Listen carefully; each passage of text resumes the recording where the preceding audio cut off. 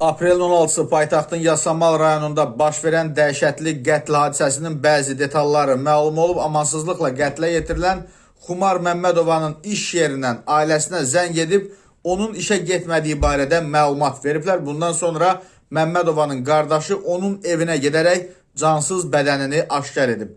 Qətli törədən Bürhan İlhamoğlu Məmmədov isə axşam saatlarına qədər qaçıb gizlənib, günün sonunda yaşadığı binanın digər blokunun 14-cü mərtəbəsindən özünü ataraq intihar edib. Binanın komendantının sözlərinə görə cütlük 5-6 ay əvvəl ailə qurubmuş.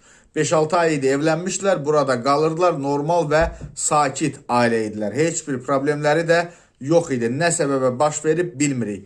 Xanım işə getməyib, iş yerindən ata-anasına zəng ediblər, qardaşı da gələrək qapını qırıb görüb ki, bacısı ölmüş vəziyyətdədir. Faktla bağlı Yasamal rayon prokurorluğunda araşdırma aparılır və qeyd edilək ki, bu material Baku TV-yə məxsusdur.